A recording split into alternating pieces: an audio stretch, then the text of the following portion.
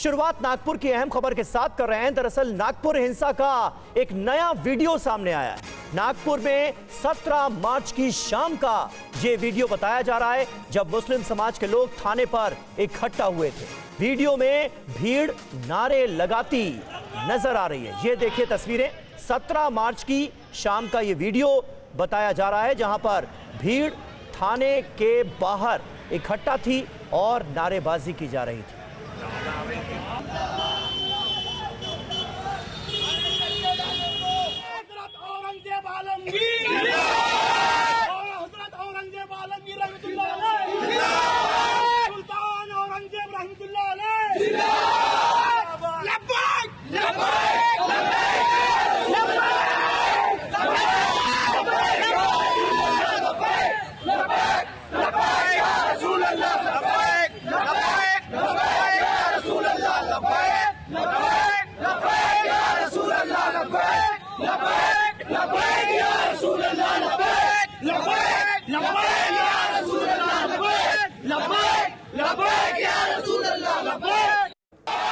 तो ये तस्वीरें आप देखिए, 17 मार्च की ये तस्वीरें हैं। शाम को किस तरह से भीड़ ने थाने पर पहुंचकर औरंगजेब जिंदाबाद के नारे लगाए।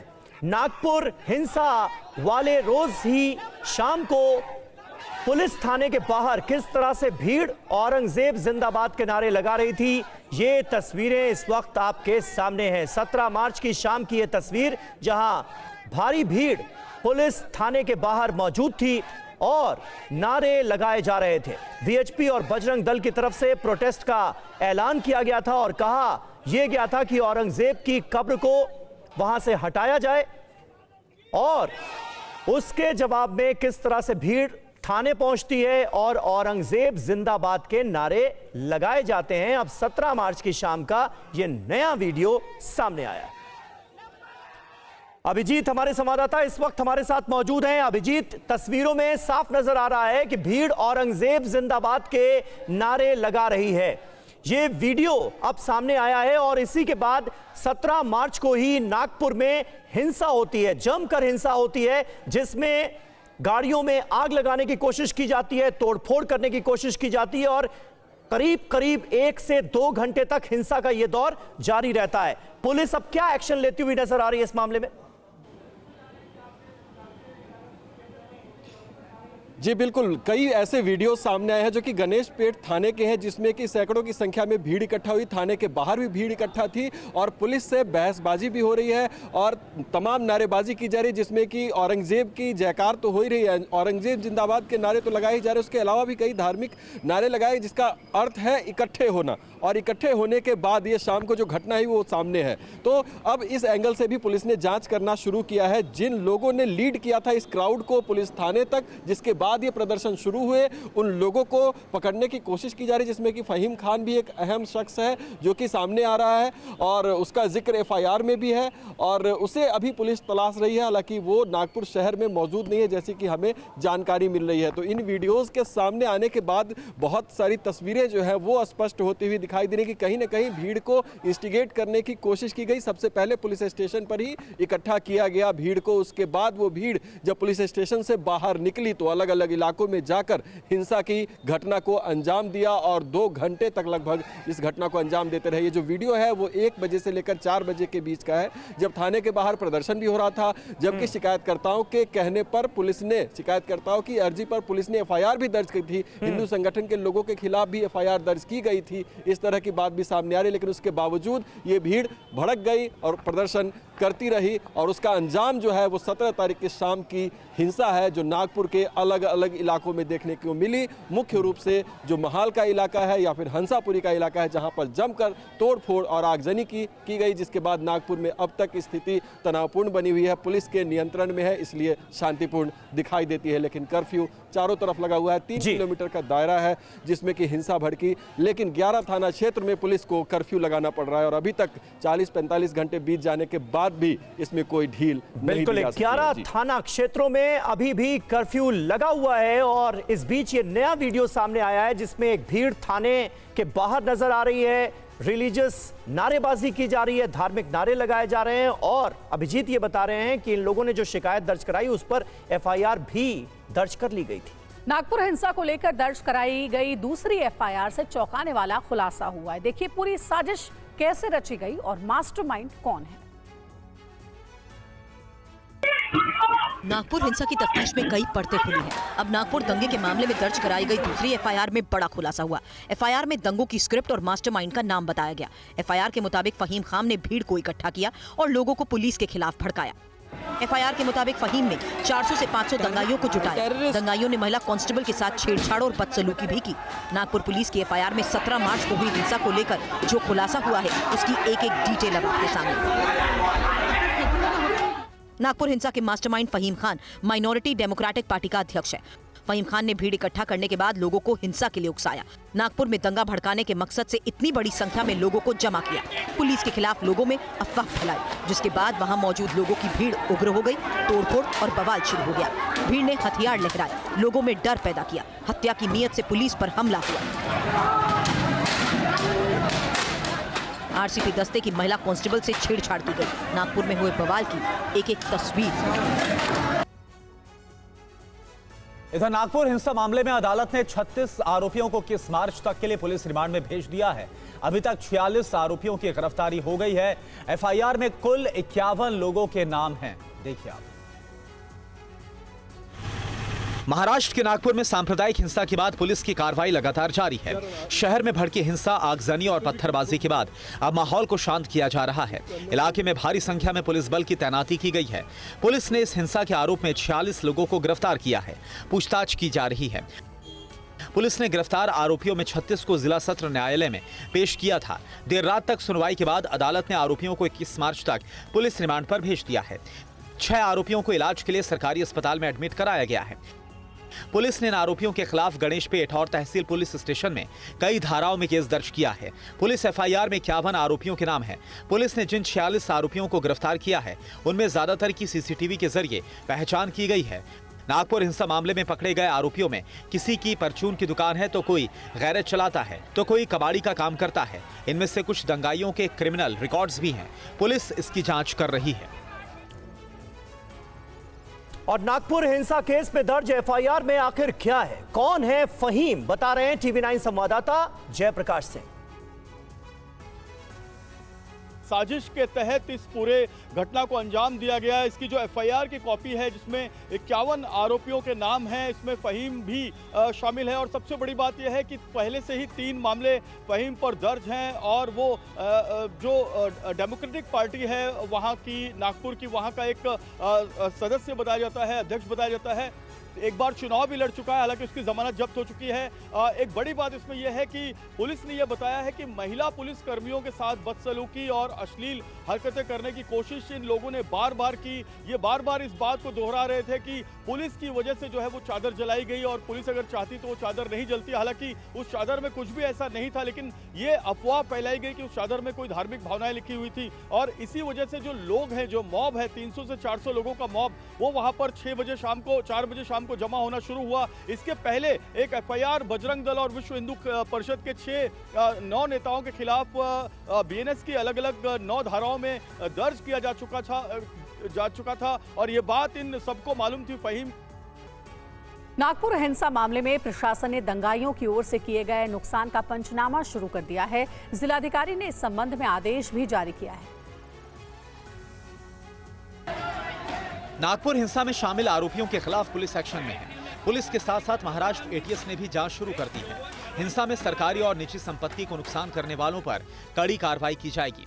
प्रशासन ने 17 मार्च की रात दंगाइयों द्वारा जलाए गए 2 पहिया और 4 पहिया वाहनों और निर्माण कार्य में लगने वाली मशीनों का पंचनामा शुरू कर दिया है। दुकानों और घरों में तोड़फोड़ से हुए नुकसान के बारे में पंचनामा तैयार करने के लिए कहा गया है। प्रशासन ने जल्द से जल्द पंचनामा तैयार कर रिपोर्ट भेजने के लिए कहा है। ये रिपोर्ट सरकार के पास भेजी जाएगी। नागपुर हिंसा के बाद नासिक जिले में भी 130 लोगों पर एहतियाती कार्रवाई की गई है। अफवाहों और विवादित पोस्ट से बचने के लिए पुलिस ने कड़ा बंदोबस्त किया है। पुलिस सोशल मीडिया पोस्ट पर नजर बनाए हुए है। घटना के बाद से धार्मिक स्थलों पर सुरक्षा बढ़ाई गई है। संभावित तनाव को रोकने के लिए अतिरिक्त पुलिस बल को तैनात किया गया है। पुलिस ने शहर में शांति बनाए रखने की अपील की है। साथ ही अफवाहें और भड़काऊ पोस्ट फैलाने वालों पर सख्त कार्रवाई की चेतावनी दी गई है। पुलिस ने लोगों से शहर में सुरक्षा बनाए रखने की अपील की है। नागपुर हिंसा के दौरान पुलिस अधिकारियों और महिला कांस्टेबल पर हमले और बदसलूकी को लेकर आरोपियों के खिलाफ महाराष्ट्र सरकार ने सख्त से सख्त कार्रवाई की बात कही है, तो वहीं विपक्ष ने हिंसा को लेकर सरकार को ही कटघरे में खड़ा कर दिया है। वो भी महिला पुलिस कर्मचारी के ऊपर अगर विनय भंग हुआ है तो बिल्कुल किसी को जिन्होंने किया उनको नहीं छोड़ा जाएगा। हम ऑनरेबल सीएम सर ने देखिए कल निवेदन देते हुए बताया है कि पुलिस कर्मचारियों के ऊपर अगर ऐसे हाथ उठाना या फिर महिला पुलिस कर्मचारियों के ऊपर अगर ऐसे विनय भंग करने की हिम्मत किसी की होती है तो कायदा का धाक क्या होता है ये हम लोग बिल्कुल दिखाएंगे। और जो भी सीसीटीवी सर्वेलेंस है ये ऑलरेडी हम लोग नागपुर के जब ये इंसिडेंट हुआ तभी के सब रिकॉर्डिंग्स हम ले चुके हैं। तो वहाँ पे पहला सरकार को वो एक्सेप्ट करना पड़ेगा, हाँ इंटेलिजेंस फेल्योर था, या अगर इंटेलिजेंस आपके पास थी फिर भी आपने एक्ट नहीं किया तो जानबूझ के आपने वो जो दंगल हुई वो आपने करवा दी, ऐसे हम सबको कहना पड़ेगा। वीएचपी और बजरंग दल पे एफआईआर रजिस्टर्ड हुई है इस मामले में। अबे कोई भी बंदा हो, कोई भी समाज का हो या कोई भी पार्टी या संगठन का हो, अगर वो पुलिस पे दगड़ फेंक करता है या किसी के घर के ऊपर दगड़ फेंक करता है तो उस पर तो कार्रवाई होगी। कौन कौन से संगठन के वो मायने नहीं रखता, क्या मायने रखता है कि वहाँ पे लॉ एंड सेफ्टी की सिचुएशन वहाँ पे हुई थी कि नहीं हुई थी। वहाँ पे डेफिनेटली अड़चन बहुत बड़ी हुई थी, जो वहाँ पे इन्वॉल्व थे उस पर कार्रवाई होनी चाहिए। और नागपुर में हिंसा के बाद अब शहर में शांति है, लेकिन हालात अभी भी तनावपूर्ण बने हुए हैं। कर्फ्यू वाले क्षेत्रों में भारी पुलिस बल तैनात है। टीवी 9 संवाददाता अभिजीत ठाकुर की ये ग्राउंड रिपोर्ट आपको दिखाते हैं। महाराष्ट्र के नागपुर में सोमवार शाम को हुई हिंसा के बाद स्थिति अब शांतिपूर्ण है, लेकिन साथ ही साथ तनावपूर्ण भी बनी हुई है। 11 थाना क्षेत्र में अभी भी कर्फ्यू बरकरार है और इसमें कोई भी रिलीफ अभी तक नहीं दिया गया है। 50 से ज़्यादा लोग अभी तक हिरासत में लिए गए हैं या फिर गिरफ्तार किए गए हैं और 6 एफआईआर पूरे मामले में दर्ज की गई है। पुलिस पूरे मामले की जांच कर रही है। सोशल मीडिया अकाउंट्स भी खंगाले जा रहे हैं, रडार में है 50 से ज़्यादा, क्योंकि अफवाह फैलने की बात हुई थी और एक अफवाह फैलने के बाद ही हिंसा की घटना यहाँ पर हुई। और अब 24 घंटे से ज़्यादा बीतने के बाद भी स्थिति तनावपूर्ण है, शांतिपूर्ण के साथ साथ, और यही वजह है कि आपको अभी भी नागपुर शहर में यहाँ पर पुलिस की डिप्लॉयमेंट दिखेगी, पुलिस की वैन खड़ी दिखेंगी। उसके अलावा जो रास्ते हैं उनकी किलेबंदी की गई है, यहाँ पर रस्से बांध दिए गए हैं, बैरिकेडिंग्स लगाई गई हैं, आम वाहनों का बाहर निकलना जो है वो मना है। कर्फ्यू चूँकि लगाई गई है इसलिए 5 से ज़्यादा लोग एक जगह एकत्रित भी नहीं हो सकते हैं। और कल शाम यानी कि मंगलवार को पुलिस ने फ्लैग मार्च भी यहां पर पूरे एरिया में निकाला था। कल मध्य प्रदेश का बुरहानपुर जलने से बाल बाल बच गया। सोशल मीडिया पर विवादित पोस्ट के बाद मस्जिद में नमाज से निकली भीड़ सड़कों पर आ गई। फिर क्या हुआ, देखिए रिपोर्ट। तस्वीरें मध्य प्रदेश के बुरहानपुर की है। यहां बड़ा बवाल होते होते टल गया। बुरहानपुर में सोशल मीडिया पर एक विवादित पोस्ट किया गया था, जिसके बाद बड़ी संख्या में लोग सड़क पर निकल पड़े, जिससे कि तनाव बढ़ गया। इस भीड़ ने पुलिस थाने को भी घेर लिया और इसके बाद धड़ाधड़ दुकानें बंद होने लगी, पूरा बाजार बंद हो गया। विशेष समुदाय के लोगों ने कोतवाली थाने में पुलिस कार्रवाई को लेकर दबाव बढ़ाया और विवादित पोस्ट डालने वाले शख्स को गिरफ्तार करने की मांग की। इस बीच पुलिस ने गुस्साए लोगों को शांत कराया और विवादित पोस्ट करने वाले शख्स को हिरासत में ले लिया। एक वायरल जो पोस्ट थी जिसमें धार्मिक भावनाओं का आहत होने वाले संबंधी कंटेंट थे, इस बात को लेके थाने में एक एफआईआर हुई है। एफआईआर से पहले काफ़ी बड़ी मात्रा में वर्ग विशेष के काफ़ी लोग आकर एजिटेशन कर रहे थे, उनको समझाइश दी है और उसमें एफआईआर की है, डिस्पर्स किया गया है। स्थिति पूर्णतः नियंत्रण में, सभी लोग डिस्पर्स भी हैं, इन्वेस्टिगेशन में, हिरासत में। बुरहानपुर में तनाव को देखते हुए पुलिस ने शहर में सुरक्षा इंतजाम को और पुख्ता कर दिया है। पुलिस सोशल मीडिया पर भी नजर रख रही है ताकि कोई और भड़काऊ पोस्ट शेयर करने से रोका जा सके। और चलिए रुख करते हैं संभल की खबर का। संभल में महमूद गजनवी के भांजे अब्दुल सालार गाजी की याद में लगने वाले नेजा मेले पर विवाद और ज्यादा बढ़ गया है। विवाद और तनाव के बीच सद्भावना मेले की इजाजत के लिए अर्जी लगाई गई है। संभल में सालार गाजी की याद में लगने वाले मेले में विवाद लगातार बढ़ता जा रहा है। अब नेजा मेला कमेटी ने नया कार्ड चल दिया है। मेला कमेटी ने अब सद्भावना मेले के नाम पर इजाजत मांगी है। हमारे यहाँ कभी मेला ही ना लगा। हमारा ग्राम पंचायत शहबाजपुर सुरनगरा में सद्भावना मेला लगता है वो कब से शुरू हुआ? 2023 की भी परमिशन हमारे पास है। सद्भावना मेला हमारा था और सद्भावना मेला ही हमारा रहेगा। हमारा बाकी कोई मतलब नहीं है। ये जो है अफवाह है, हमें इसके बारे में ना ही तो कोई जानकारी है, ना ही हमारा कोई लेना देना। हालांकि संभल प्रशासन की तरफ से अब भी इजाजत नहीं मिली है। गाजी मियां मेले की साइट पर झंडे वाला गड्ढा बंद करा दिया गया है। चप्पे चप्पे पर पुलिस फोर्स को तैनात किया गया है। ड्रोन से पूरे इलाके की निगरानी हो रही है। कल सीओ अनुज चौधरी और एएसपी श्रीश चंद्र ने पुलिस फोर्स के साथ इस इलाके में फ्लैग मार्च भी किया। संभल में होली के बाद हर साल सैयद सालार मसूद गाजी के नाम पर नेजा मेला लगता था। सैयद सालार महमूद गजनवी का सेनापति और सगा भांजा था। भारत में कई बार हुए हमलों में मसूद गाजी भी शामिल था। और अब खबर लालू यादव से ईडी की पूछताछ से जुड़ी। लैंड फॉर जॉब केस में लालू यादव से पूछताछ जारी है। पटना के ईडी दफ्तर में लालू यादव से ईडी की टीम पूछताछ कर रही है। 13 महीने बाद ईडी के सामने फिर पेश हुए हैं लालू यादव। कल राबड़ी और तेज प्रताप से ईडी ने पूछताछ की थी।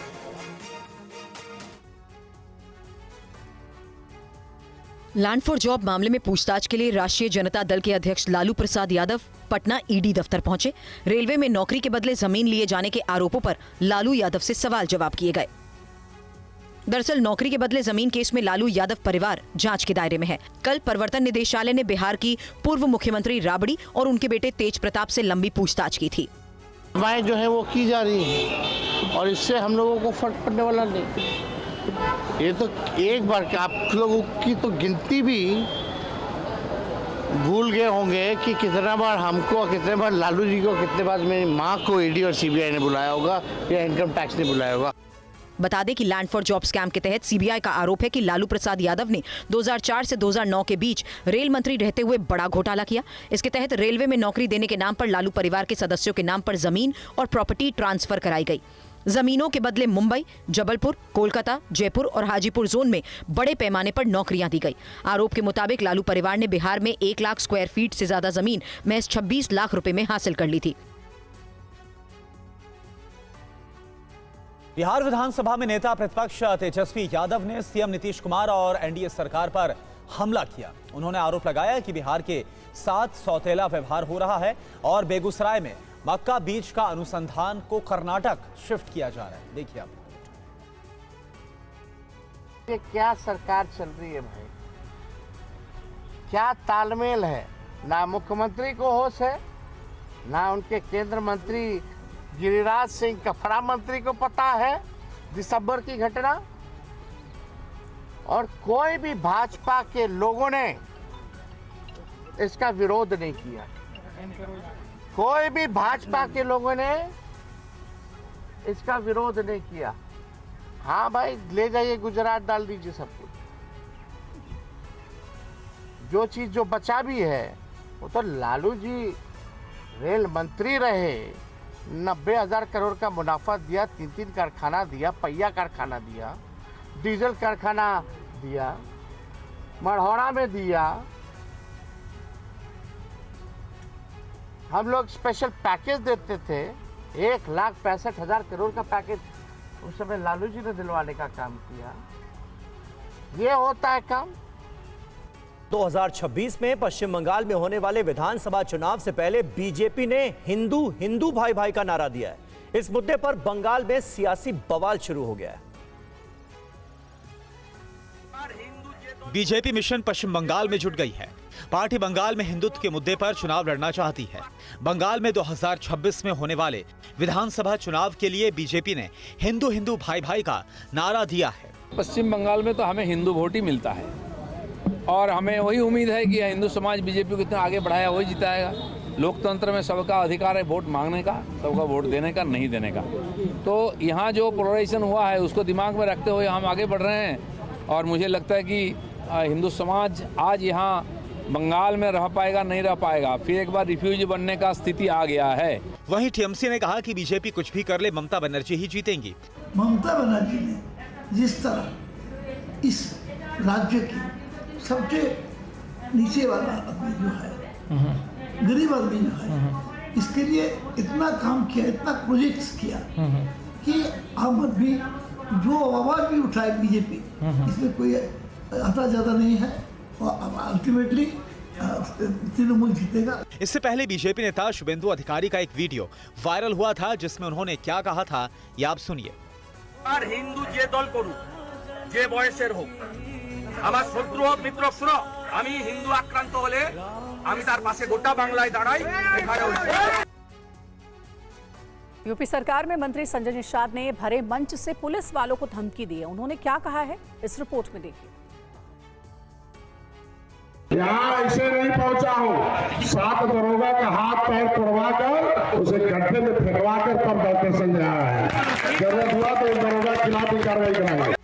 सुना आपने, ये निषाद पार्टी के अध्यक्ष और यूपी सरकार के मंत्री संजय निषाद हैं, जो खुले मन से कह रहे हैं कि 7 दरोगा के हाथ पैर तुड़वा कर गड्ढे में फिकवा कर आया हूं। इस बयान के बाद यूपी की सियासत गर्मा गई है। सोशल मीडिया में संजय निषाद का ये बयान काफी वायरल है। आखिर ऐसा हुआ क्या कि संजय निषाद इस मंच से पुलिस वालों को धमका रहे हैं? दरअसल मंगलवार को डॉक्टर संजय निषाद अपनी निषाद पार्टी की जनाधिकार यात्रा लेकर सुल्तानपुर पहुंचे। यहीं पर उन्होंने पुलिस को लेकर ये विवादित बयान दिया। आपको एक बार फिर सुनाते हैं संजय निषाद ने मंच से पुलिस के बारे में क्या कहा। यहाँ ऐसे नहीं पहुंचा हूँ, 7 दरोगा का हाथ पैर तोड़वा कर उसे गड्ढे में फेंकवा कर तब डॉक्टर संजय आया है। जरूरत हुआ तो दरोगा के खिलाफ भी कार्रवाई कराएंगे। 14 मार्च को जनपद के ही दोस्तपुर थाना क्षेत्र के शाहपुर गांव में रंग खेलने के दौरान एक दलित और निषाद परिवार में विवाद हो गया था। इस विवाद में दलित महिला की मौत हो गई और उसके बाद पुलिस की कार्रवाई से संजय निषाद नाराज थे और भरे मन से धमकी दे रहे थे।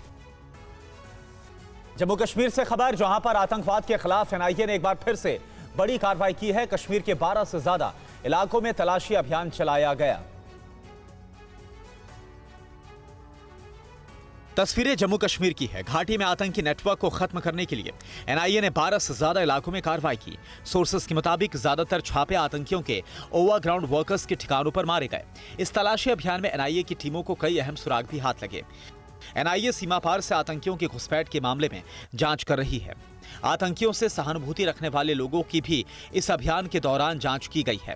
खुफिया इनपुट के आधार पर सुबह से ही पुलिस और सुरक्षा बलों के साथ मिलकर रेड की गई। ओवरग्राउंड वर्कर्स और हाइब्रिड आतंकियों के ठिकानों पर छापा मारा गया तो आतंकियों के मददगारों के परिसरों पर तलाशी अभियान चलाया गया। इससे पहले 13 दिसंबर 2024 को भी जम्मू कश्मीर के कई जिलों में एनआईए की टीम ने रेड की थी। उस वक्त जम्मू कश्मीर के रियासी, बडगाम, अनंतनाग और बारामूला में 7 जगहों पर कार्रवाई की गई थी। ये कार्रवाई जम्मू कश्मीर में कानून व्यवस्था को खराब करने वाले आतंकी संगठनों के मददगारों के खिलाफ है, ताकि जम्मू कश्मीर से टेरर नेक्सस को जड़ से खत्म किया जा सके। और जम्मू कश्मीर में सुरक्षा बलों ने बड़ी आतंकी साजिश को नाकाम कर दिया है। भारत पाकिस्तान के सीमावर्ती इलाके में किस तरह से इस ऑपरेशन को चलाया गया, देखिए।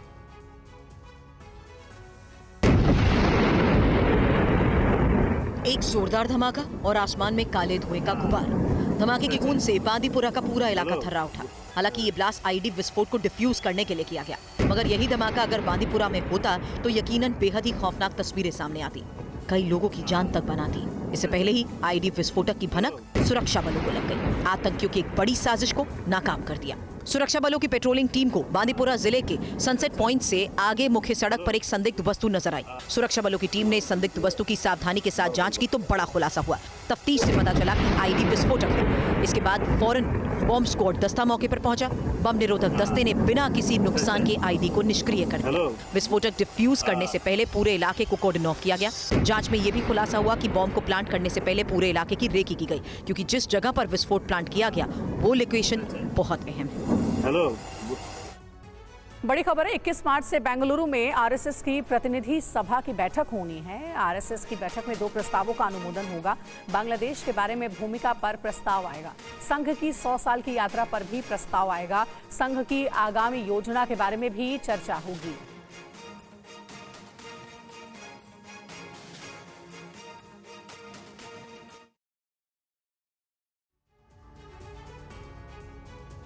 और विशेष रूप से 2 रिजोल्यूशंस, 2 प्रस्ताव इस बैठक में कल कार्यकारी मंडल के सामने अनुमोदन के लिए प्रस्तुत किए जाएंगे और उनके अनुमोदन के बाद वो प्रतिनिधि सभा के सामने भी रखे जाएंगे। मुख्य रूप से जो 2 प्रस्ताव है, एक बांग्लादेश की जो घटनाक्रम है और उस संदर्भ में आगे की भूमिका क्या होनी चाहिए, उस संदर्भ में ये प्रस्ताव होगा। इस संदर्भ में कल प्रतिनिधि कार्यकारी मंडल में चर्चा होगी। उसके बाद वो अनुमोदित होने के बाद प्रतिनिधि सभा के सामने रखा जाएगा। दूसरा जो प्रस्ताव होगा वो संघ कार्य की जो 100 वर्ष की जर्नी है, यात्रा है, और उसके संदर्भ में होगा। उसके संदर्भ में समाज के प्रति कृतज्ञता का भाव भी होगा और आगामी योजनाओं पर भी उस प्रस्ताव में चर्चा होगी कि आगे आने वाले समय में संघ क्या करना चाहता है, क्या विचार रखता है। तो ये 2 प्रस्ताव विशेष रूप से इस प्रतिनिधि सभा में लिए जाएंगे और बाद में आपको इस प्रस्ताव के बारे में विस्तार से बैठक के अंत में हम जानकारी भी प्रस्तुत करेंगे। और देखिए, इस बीच एक अहम खबर, औरंगजेब के विवाद पर आरएसएस का बड़ा बयान आया है।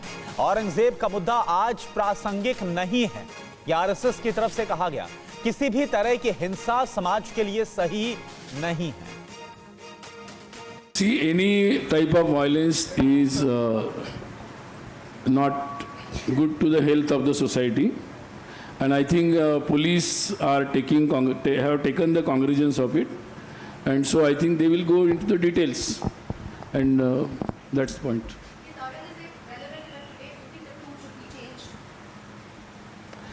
Is Aurangzeb relevant today? Do you think the tomb should be moved? I think not relevant. Okay. और आरएसएस ने प्रधानमंत्री नरेंद्र मोदी के दौरे का स्वागत किया है। 30 मार्च को नागपुर संघ मुख्यालय जाएंगे पीएम। वर्ष प्रतिपदा के अवसर पर पीएम का दौरा होना है, इसका आरएसएस ने स्वागत किया है। 23 तारीख को यहाँ पर ये प्रतिनिधि सभा समाप्त हो रही है और 30 मार्च को प्रधानमंत्री नागपुर जा रहे हैं। ये पहला मौका है जब भारत के कोई सर्विंग प्राइम मिनिस्टर नागपुर जा रहे हैं, उसको किस तरह से देखते हैं? और दूसरा, क्या वो रेशम बाग भी जाएंगे? नहीं, वैसे मतलब मैं उस पर कमेंट नहीं करूंगा, बट वैसे अटल जी जब प्रधानमंत्री थे तो वो रेशम बाग गए थे, और मतलब आप रिकॉर्ड देख लीजिएगा। तो मुझे लगता है इसको इतना ऐसा सोचना ठीक नहीं होगा। अच्छा है ना, हमेशा स्वागत ही है। और देखिए, मेरठ में एक हैरान कर देने वाला मामला सामने आया है। यहां एक पत्नी ने प्रेमी के साथ मिलकर अपने पति की निर्मम हत्या कर दी। घटना मेरठ के ब्रह्मपुरी थाना क्षेत्र की है। यहाँ एक पत्नी ने अपने प्रेमी के साथ मिलकर अपने पति की हत्या कर दी। हत्या के बाद शव को घर में ही एक बड़े ड्रम में छिपा दिया गया और ऊपर से लोहे के ढक्कन को सीमेंट से बंद कर दिया गया। पुलिस ने मामले की सूचना मिलते ही मौके पर पहुंचकर शव को कब्जे में लेकर पोस्टमार्टम के लिए भेज दिया है। पुलिस ने आरोपी पत्नी और उसके प्रेमी को गिरफ्तार कर पूछताछ शुरू कर दी है। एक सौरभ राजपूत नाम के व्यक्ति हैं जो कि मर्चेंट नेवी में कार्यरत थे। ये 4 तारीख को अपने घर आए थे और तब से ही ये देखे नहीं गए थे। शक के आधार पर इनकी पत्नी मुस्कान और मुस्कान का एक प्रेमी है साहिल, उसे पूछताछ के लिए पुलिस ने बुलाया था। और पूछताछ के दौरान इन्होंने अपना जुर्म को बुलाया। इन्होंने बताया कि 4 तारीख को साहिल ने ये और मुस्कान के साथ मिलकर जो सौरभ है उनके चाकू से मारकर हत्या कर दी थी। हत्या करने के बाद उन्होंने शव के टुकड़े कर एक ड्रम में डालकर उसे सीमेंट से भर दिया था। सौरभ और मुस्कान का प्रेम विवाह हुआ था। सौरभ मर्चेंट नेवी में नौकरी करता था और फरवरी में छुट्टी पर मेरठ आया था ताकि पत्नी का जन्मदिन धूमधाम से मना सके। इसी बीच उसकी पत्नी मुस्कान का संबंध साहिल नाम के युवक से हो गया। दोनों ने मिलकर इस वारदात को अंजाम दिया। और मेरठ में जिस जगह इस वारदात को अंजाम दिया गया, वहां से TV9 भारतवर्ष संवाददाता पुनीत शर्मा की ग्राउंड रिपोर्ट देखिए। 7 फेरों के 15 टुकड़े, कत्ल की खौफनाक कहानी शुरू होती है मेरठ के ब्रह्मपुरी इलाके के इंदिरा नगर के इसी घर से, जहां पर एक पत्नी अपने प्रेमी के साथ मिलकर अपने पति का बेरहमी से चाकू घोंपकर कत्ल करती है और उसके बाद लाश के 15 टुकड़े करती है और फिर उन टुकड़ों को डंप करने के लिए पानी के एक बड़े ड्रम में टुकड़ों को रखा जाता है और उसके ऊपर से सीमेंट का घोल भर दिया जाता है। लेकिन आखिरकार पुलिस इस पूरे खौफनाक मर्डर केस से पर्दा हटाती है और आरोपी पत्नी और उसके प्रेमी को गिरफ्तार कर लेती है। इस वक्त इलाके के लोग, पड़ोसी हमारे साथ मौजूद हैं। क्या पता लगा आपको जब ये हत्या हुई, पुलिस यहाँ पर पहुंची तो? भैया कुछ नहीं पता, जब पुलिस आई जब ही पता चला हमें तो। अच्छा, कि ऐसा हो गया। किसी को यकीन ही नहीं आ रहा था कि ऐसा कुछ हो गया होगा। कभी आपने जो आरोपी था साहिल, उसको आसपास ये घर पे आते जाते देखा था? हाँ, वो सुबह शाम में आता था ऐसी, कभी कभी सुबह 7:30 बजे, कभी दोपहर में, कभी शाम को 2-3 बार ही आता था। क्या बताता था रिश्ता, कोई कौन है क्या है? सुना था ऐसा कि भैया बताती है, पता नहीं भैया क्या था। और इस पूरी वारदात को लेकर अहम खबर एक आपको बता दें कि मुस्कान को फांसी की सजा होनी चाहिए। ये मुस्कान के माता पिता ने बेटी के लिए फांसी मांगी है। फांसी नहीं हुई तो हम उसे मार देंगे, मुस्कान की मां की तरफ से ये बयान सामने आया है। सौरभ से हमें बहुत लगाव था, मुस्कान की मां का ये कहना है। साहिल ने मुस्कान को नशे की लत लगवाई, ये मुस्कान के पिता की तरफ से कहा गया। पहले तो उन्होंने बात घुमाई फिराई कि मम्मी उसके घर वालों ने ही मारा है मेरे सामने, और मेरे घर उसके घर वाले ही वहाँ ले गए थे। हमें उसकी बात पे विश्वास नहीं हुआ। किसी के उसके घर वाले उससे बहुत प्यार करते थे, हमें पता है सब। हमारी बच्चियाँ कहाँ कैसे माहौल में गई है हमें पता है। उसके घर वाले सौरभ से बहुत प्यार करते थे। पहले उनने खुद कही हमसे, हमें विश्वास नहीं हुआ। हमने उससे बेटा बेटा करके हम उससे प्यार से बात कर रहे हैं। मैंने कहा बेटा सच बता दे, तू इतनी ऐसी बेवकूफ़ नहीं है कि तेरे सामने कोई तुझे मारेगा और तुझे कोई चीखेगा भी, तू आवाज़ नहीं देगी। बाबा मैंने उसका मर्डर कर दिया अपने दोस्त के साथ मिलके, तभी मैं उसे थाने ले गया। 4 तारीख को उन्होंने मर्डर करा है और 5 तारीख को वो अपने उसी फ्रेंड के साथ घूमने गई है और ये आई है 17 की रात को 10 बजे। उसके बाद इन्होंने कोशिश करी होगी छुपाने की, पर छुपती नहीं वो। तो सुबह से इससे बात कर रही थी, 18 की सुबह से इससे बात कर रही थी, तो इसने कहा तू घर आ जा। तब वो घर आके रोने लगी और बता दिया सब कुछ। तो मेरठ से ये हैरान कर देने वाली वारदात सामने आई है। पुणे में एक बड़ा सड़क हादसा हो गया। टेम्पो ट्रैवलर में अचानक भीषण आग लग गई। इस घटना में ऑफिस जा रहे 4 लोगों की जलकर मौत हो गई।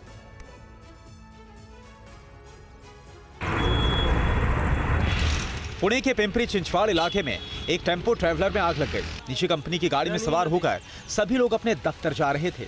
जब गाड़ी डिसॉस सिस्टम के पास पहुंची तो उसमें अचानक से आग लग गई। आग लगने के बाद कुछ कर्मचारी गाड़ी से बाहर निकल आए, लेकिन 4 लोग गाड़ी में ही फंस गए, जिनकी जलकर दर्दनाक मौत हो गई। टेम्पो ट्रैवलर को आग लगने की वजह से कुछ लोग घायल हो गए और कुछ लोगों की डेथ हुई, ऐसी इंफॉर्मेशन मिली थी।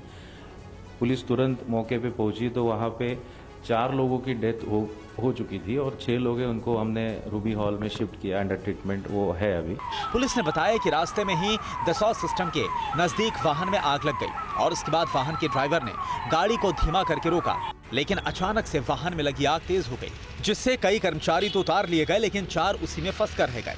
मौके पर जब तक फायर ब्रिगेड की टीम पहुंची, ट्रैवलर पूरी तरह से जलकर खाक हो गया था। तस्वीरों से ही अंदाजा लगा सकते हैं कि आग कितनी ज्यादा भीषण थी। ट्रैवलर में सवार सभी लोग एक ही ऑफिस के कर्मचारी थे। कानपुर में एक बुजुर्ग महिला पर घर के पालतू कुत्ते ने हमला कर दिया, जिससे महिला की मौके पर ही मौत हो गई। जर्मन शेफर्ड कुत्ते ने घर के एक बुजुर्ग महिला पर हमला कर दिया। कुत्ते ने महिला को बुरी तरह से नोच डाला। कुत्ते ने महिला के चेहरे, गर्दन, पेट और शरीर के तमाम हिस्सों पर काट लिया, जिससे महिला की तड़प तड़प कर मौत हो गई। महिला की उम्र करीब 80 साल बताई जा रही है, जो अपनी बहू और पोते के साथ रहती थी और उनके पोते ने ही जर्मन शेफर्ड कुत्ता पाला हुआ था। कंट्रोल रूम ने मामले की जानकारी नगर निगम को दी। नगर निगम की टीम मौके पर पहुंची और कुत्ते को अपने कब्जे में ले लिया। कुत्ते के हमले से जिस बुजुर्ग महिला की मौत हुई, उनके परिजनों ने महिला का पोस्टमार्टम कराने से मना कर दिया। इस घटना के बाद से पूरे क्षेत्र में दहशत का माहौल है। महिला की मौत के बाद से इलाके में लोगों में खौफ पैदा हो गया है। मामला कानपुर के विकास नगर का है। हमारे यहाँ मोहिनी त्रिवेदी जी 80 वर्ष की है, जिनकी वो घर पर बैठी हुई थी। तो उनका जो डॉग पला हुआ था जर्मन शेफर्ड, अचानक आक्रोशित होकर उसने हमला कर दिया। उनको चोटें आई, उसने पूरा पेट फाड़ दिया उनका और कमर के पास का हिस्सा फाड़ दिया और उनकी एक तरीके से दर्दनाक हादसा कहिए या इसमें उनकी जान चली गई। और देखिए, नागपुर हिंसा को लेकर एक बड़ी खबर आपको बता दें। नागपुर हिंसा का मास्टरमाइंड गिरफ्तार कर लिया गया है। पुलिस ने आखिरकार फहीम खान को गिरफ्तार कर लिया है। पुलिस का दावा यही है कि यही है मास्टरमाइंड और इसके बारे में कहा गया कि पूरी जिस तरह से हिंसा हुई है, इसकी पूरी स्क्रिप्ट इसी तरफ से लिखी गई। फहीम पर हिंसा के लिए लोगों को भड़काने का आरोप लगा है और अब आखिरकार फहीम को गिरफ्तार कर लिया गया है। नागपुर में सोमवार की शाम जिस तरह से हिंसा भड़की एक अफवाह के बाद, इसके बाद अब ये बड़ी कार्रवाई है। पुलिस की तरफ से यह खुलासा किया गया, यही फहीम है जो कि पूरी तरह से इस हिंसा के पीछे था। दावा यह किया गया कि जो हिंसा है उसकी स्क्रिप्ट तक इसने लिखी है। जो अफवाह फैलाई गई उस सब में जो नाम है वो इसका शामिल किया गया और आखिरकार अब फहीम को गिरफ्तार कर लिया गया है। तो ये तस्वीरें भी हम आपको दिखा रहे हैं कैसे एक अफवाह के चलते नागपुर में सोमवार की देर शाम हिंसा भड़की, कई गाड़ियों को आग के हवाले कर दिया गया था और उसके बाद लगातार जो पुलिस उसकी तरफ से कार्रवाई की जा रही थी। लेकिन अब यह खबर आ रही है क्योंकि आज ही पुलिस की तरफ से खुलासा किया गया था कि इस हिंसा के पीछे फहीम का हाथ है, फहीम खान है इसका नाम। जो तस्वीर भी हम आपको दिखा रहे हैं, फहीम शमीम खान, और अब इसे गिरफ्तार कर लिया गया है। जयप्रकाश इस वक्त हमारे साथ जुड़े हैं। जयप्रकाश, कहां से गिरफ्तारी हुई है और कैसे संभव हो पाई? देखिए, जो स्पेशल टीम नागपुर पुलिस की लगी थी टीम ने जो है फहीम खान को गिरफ्तार कर लिया है। फहीम खान ने 30 से 40 लोगों को पहले जो है किया और हंगामा करने की कोशिश की। जब पुलिस ने बजरंग दल और विश्व हिंदू परिषद पर एफआईआर दर्ज कर ली, उसके बाद भी करीब 4 घंटे तक जो है फहीम खान और उसके जो पकड़े गए आरोपी है उन्होंने पूरा हंगामा मचाया, अलग अलग जगह आगजनी की, तोड़फोड़ की और इस मामले में फहीम खान मास्टरमाइंड है और 3 पहले भी हो चुके हैं। एक एफआईआर में उससे पकड़ा भी गया था और सबसे बड़ी बात चुनाव लड़ चुका है। तो फहीम खान की गिरफ्तारी से नागपुर पुलिस पूरे साजिश का पर्दाफाश करती है। चलिए, बहुत बहुत शुक्रिया आपका। और फहीम खान को अब 21 तारीख 21 मार्च तक के लिए पुलिस हिरासत में भेज दिया गया है, ये खबर भी आ रही है। बहुत बहुत शुक्रिया आपका। और उज्जैन में बाबा महाकाल को केसर युक्त जल अर्पित कर रंग पंचमी का पर्व धूमधाम से मनाया जा रहा है। रंग पंचमी के मौके पर आज ध्वज समारोह भी निकाला जाएगा।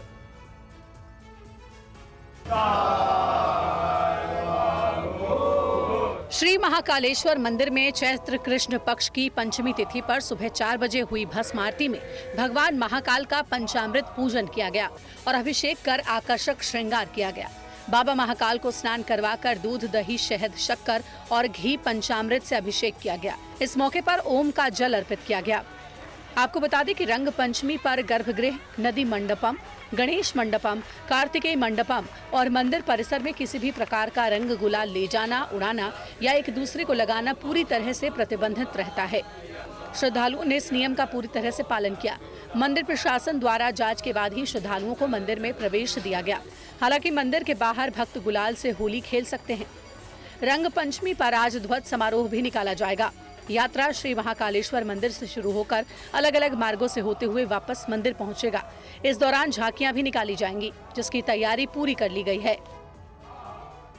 भारत के डायरेक्ट टैक्स कलेक्शन में लगातार बढ़ोतरी हो रही है। देश की तरक्की में इसका अहम योगदान है। 16 मार्च तक डायरेक्ट टैक्स कलेक्शन में रिकॉर्ड वृद्धि दर्ज की गई है। देखिए रिपोर्ट। डायरेक्ट टैक्स कलेक्शन देश की आर्थिक स्थिति का महत्वपूर्ण संकेतक है। सरकार की तमाम योजनाएं टैक्स से मिलने वाली राशि पर निर्भर करती हैं। सीबीडीटी यानी केंद्रीय प्रत्यक्ष कर बोर्ड के जारी आंकड़ों के मुताबिक 16 मार्च 2025 को प्रत्यक्ष कर संग्रह 25.86 लाख करोड़ पहुंच गया, जो पिछले साल इसी दौरान के मुकाबले 16.5% की बढ़ोतरी है। 16 मार्च 2025 को corporate tax collection 12.40 lakh crore पहुंच गया, जबकि गैर corporate tax collection 12.90 lakh crore रहा। सिक्योरिटीज ट्रांजैक्शन टैक्स यानी एसटीटी में भी जबरदस्त वृद्धि हुई और ये 53,095 करोड़ रहा, जो पिछले साल इसी दौरान 34,131 करोड़ था। करदाताओं को 4.6 लाख करोड़ का रिफंड जारी करने के बाद net direct tax collection 21.26 lakh crore रहा, जो कि 13.13% की बढ़त है। टेक्नोलॉजी के व्यापक इस्तेमाल, डेटा कलेक्शन और स्रोत पर करों के कलेक्शन या कटौती से टैक्स कलेक्शन बढ़ाने में मदद मिल रही है।